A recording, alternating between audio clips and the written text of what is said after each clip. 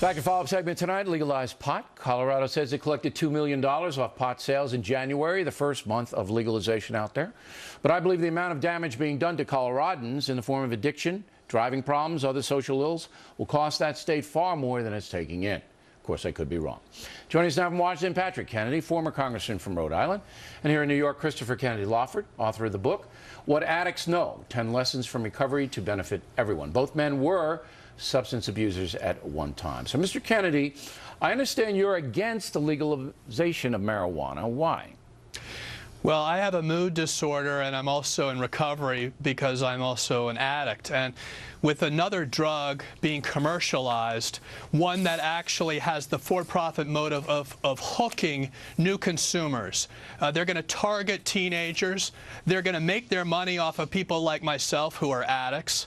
And I just don't think this is the kind of thing that makes our country stronger, family stronger, and, of course, jeopardizes the public health at large. Okay, but the pro-pot people say it's not addictive, it's harmless, less harmful than alcohol, and it's unfair to have alcohol legal and pot not. And you say?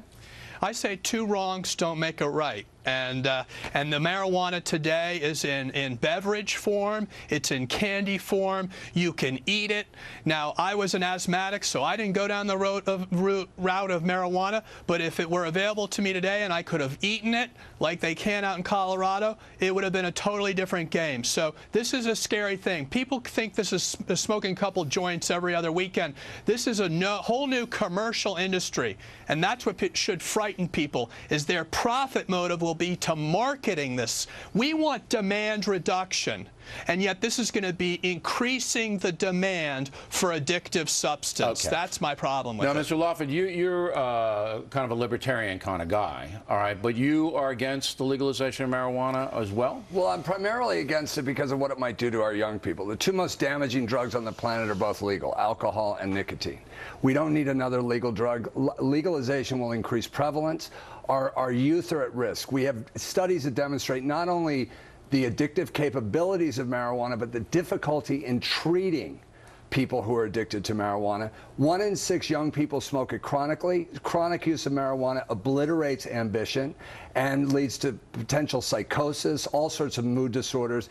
It's not a good drug. It's not a matter of policy to legalize. Okay. Now, both of you guys are Democrats and fairly liberal. I mean, I don't know your politics as precisely as I should, perhaps, but the liberal wing, Mr. Lawford, they're the ones that are driving the legalization, all right? So you see in Colorado, for example, it breaks down, and there are libertarians, you know, it's not all, there are libertarians say, okay.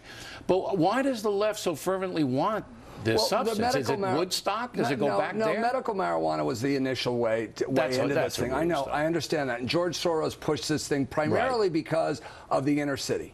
And it's true, young African-American males are getting targeted by police departments in the inner city in terms of arrest to show cops how to do drug busts, basically.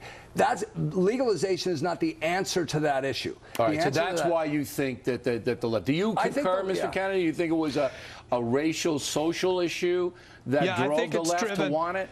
Yes, I think it's driven by the racial issue. Keep in mind, African Americans, minorities, are discriminated against throughout the justice system. So just by legalizing this, you're not going to get rid of the discrimination in the application of laws in this country. We should address that and make it a separate issue, not conflate addressing incarceration with decriminalization and legalization. Okay, but I will point out to both of you, and you both made very good points tonight, but I have to run, that the neighborhoods that have been most impacted by drug addiction in this country have been black neighborhoods, all right? That we know of. We don't know. They have been. And that crack epidemic, when all of those mandatories were put in, that wiped out a generation, and that's why it was there. I don't think that. Bill, there are 8 times as many liquor stores in minority neighborhoods than there are in white neighborhoods. And the same thing is going to happen with legalized marijuana. It's going to target the most vulnerable in our country. Excellent point. I can't thank you guys enough for coming in. Thanks, Bill. You guys,